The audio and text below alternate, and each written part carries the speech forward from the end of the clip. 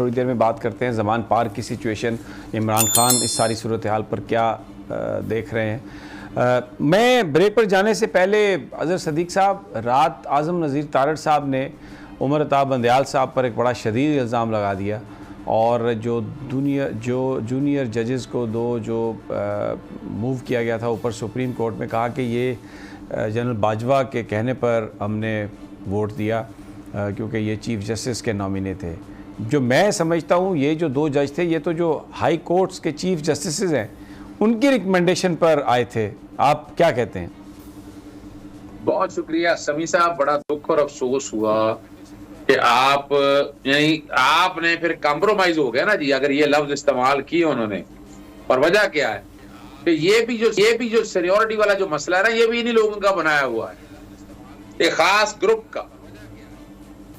ये खास ग्रुप जो है ना, और ये लॉन्ग स्टैंडिंग मसला ये सेटल हो चुका है। मैं पहले आपके सामने PLD 2002 सुप्रीम कोर्ट 939, ये supreme court bar association versus federation of Pakistan है और ये लैंडमार्क जजमेंट है।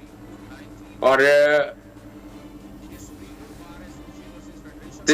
आपने जज किसको रखना है जिसने 5 साल हाई कोर्ट के जज के तौर पर काम किया हो, दैट्स ऑल, या 15 साल वकालत की प्रैक्टिस हो।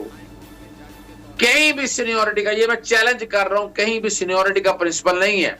अगर यही प्रिंसिपल रखना है तो हाई कोर्ट में जब सेशन जजेस आते हैं उनकी सीनियरिटी क्यों नहीं लेते आप लोग? फिर भी ये जो आप सीनियरिटी का सो कॉल्ड घोंसला बनाया हुआ है आप लोगों ने, किस बुनियाद पर?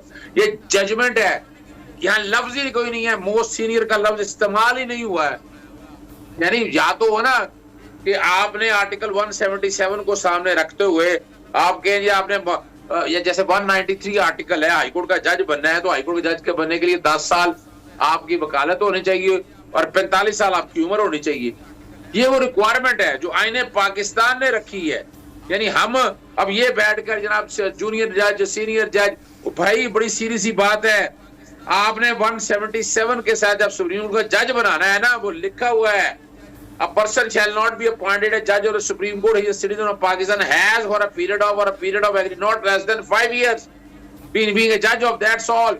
और हाँ, बड़ी जबरदस्त जो बात है कि वहां पर अगर आपने अगर लगाना है एक्टिंग चीफ जस्टिस, अब एक्टिंग चीफ जस्टिस लगाते हुए लफ्ज इस्तेमाल हुआ मोस्ट सीनियर जज, दैट्स ऑल।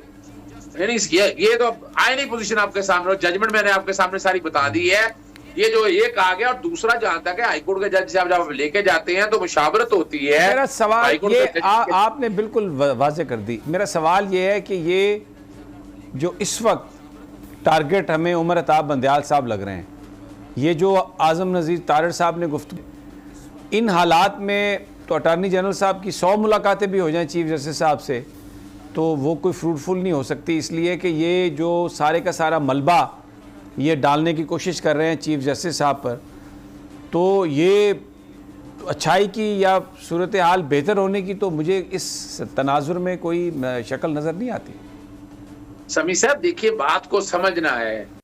चले मैं एक और आप चूंकि लॉयर्स मूवमेंट में हमारे साथ थे, फ्रंट के खिलाड़ी थे आप साथ हमारे, दो लॉयर्स मूवमेंट के पीछे 2 एजेंडे थे। एक जनरल परवेज मुशर्रफ को हटाना था। जनरल परवेज मुशर्रफ की 1000 इख्तलाफ ने लोगों को अपने तौर पर, मैं खुद उनके खिलाफ तहरीक शुरू की है, लेकिन उसके मुल्क के लिए खिदमात हैं। दूसरी जो बात है वो क्या है कि जजेस भर्ती करने थे अपनी मर्जी के, और वो नतायज आप लोगों के सामने हैं। नहीं, वो जो जजेस मूवमेंट थी, वो जो इफ्तिखार साहब का जो इशू था उसमें वो टोनी को वजीर, वो उसको SP भी तो बना था ना, आप भूल गए? अगर शौकत अजीज साहब टोनी को वजीर आजम बना देते तो ये मसला हल हो जाता। ये तो कोई झगड़ा ही नहीं होना था फिर तो। ये तो वो जो डिफाइंस थी इफ्तिखार चौधरी साहब की, वो तो टोनी के लिए थी। ये सभी साहब यही तो सच है। इफ्तिखार चौधरी साहब ने आकर, ये अभी भी आप देखें इस सारे मामले में इफ्तिखार चौधरी आज भी जिंदा है। याद बता दूं मैं आपको कि जो पहले बैठ के पीछे जो सारे कहीं ना कहीं अपना वो डोरियां हिलाने वालों में है, वो इफ्तिखार चौधरी कहीं ना कहीं बैठा है। अब जजेस के नाम लेने की जरूरत नहीं है। ये बूटे बहुत सारे चौधरी इफ्तिखार के लगाए हुए हैं। बिल्कुल यही समझना है। कीकर के दरख्त है ना, कैक्टस, ये उन्हीं के लगाए हुए हैं। ये देखिए बात सच है, बात फिर दूर तक जाएगी, वो समझने वाली बात है। यानी इन्होंने आके एक रेगुलेटरी कैप्चर का एक प्रिंसिपल है, किसी भी इदारे को कैप्चर करना हो एससीसीपी में तो उसमें अमल दखल ऐसा कर दे तो यानी हुकूमत वक्त आकर, यानी यहाँ पीपल्स पार्टी के दौर के जजेस जब लगाए गए थे, अल जिहाद ट्रस्ट आया निकाल दिए। नवाज शरीफ के दौर के लगाए गए जजेस हमेशा कायम और दायम रहे हैं, वन वे और दी अदर। इसीलिए तो फिर इनके लिए सहूलतकार के तौर पर कई लोग रहे हैं, ये रिकॉर्ड की बातें हैं।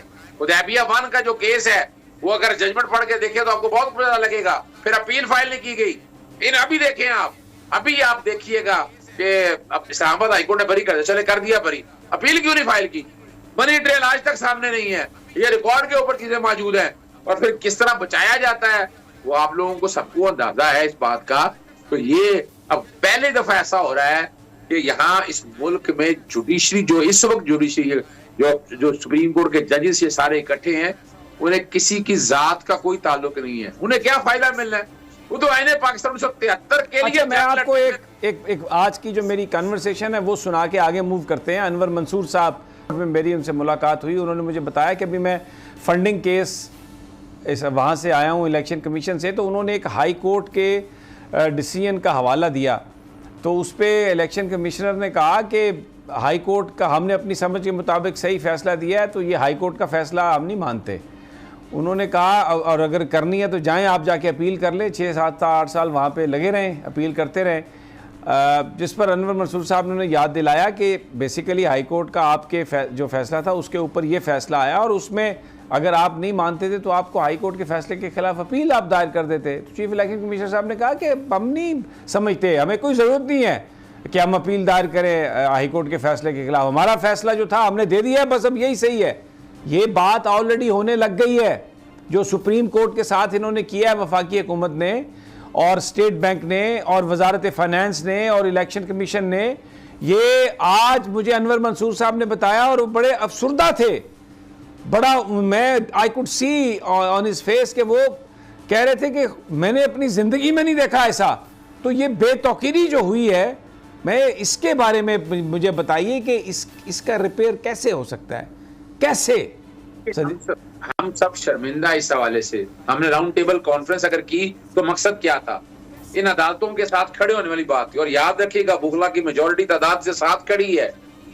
आपने बात ऐसी छेड़ ली है ना, मैं तो पेश होता रहता हूँ ना इलेक्शन कमीशन के सामने, जब आप जाते हैं तो वो तो ऐसे शो करते हैं जैसे वो सुप्रीम कोर्ट के ऊपर के जजेस हैं।